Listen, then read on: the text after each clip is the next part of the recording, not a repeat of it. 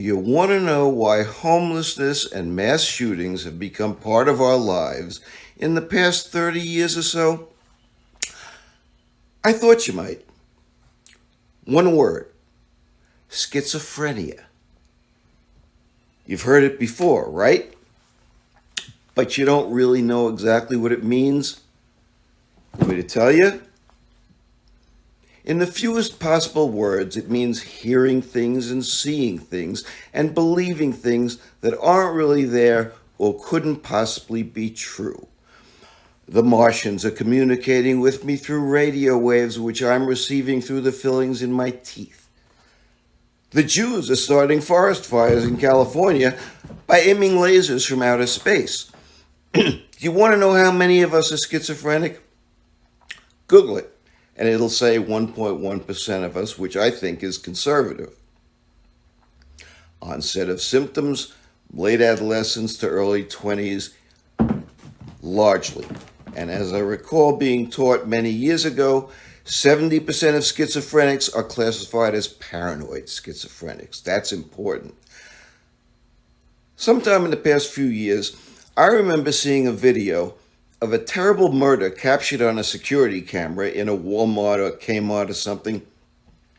Two men in a sporting goods department, a young man and an old man, strangers to each other, their backs to each other. Suddenly, the young man grabs a baseball bat, turns around, and smashes the old man's head in. Probably because he was suddenly seized by the thought that the old man behind him was about to kill him. And you want to know what I bet the news story said? This is going to sound very familiar to you. I'll bet that there was a line in the news story that said, "Police are still searching for a motive." You heard that line before? Yeah, you have. In fact, you can't really say how many times you've heard it, can you? You see that homeless guy sitting on that bus bench wearing a headset? Want to know why he's wearing a headset? He's wearing the headset to drown out the voices. Get it? So, all right. Am I telling you something you didn't know before? Good.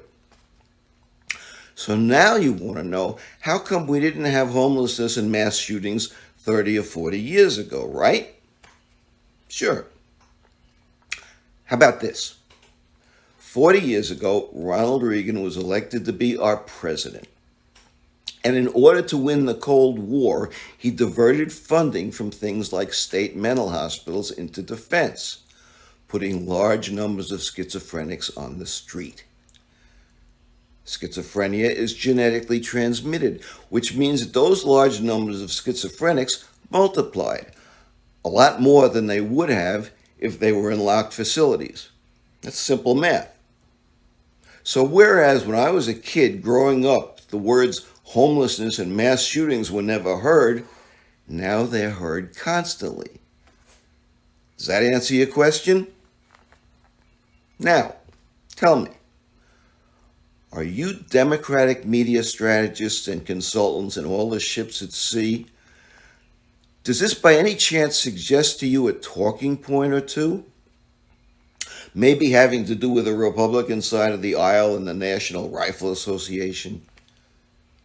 Maybe delivered by Democrats capable of looking and sounding very angry indeed, who are rare on the ground but could be scouted and groomed for public office?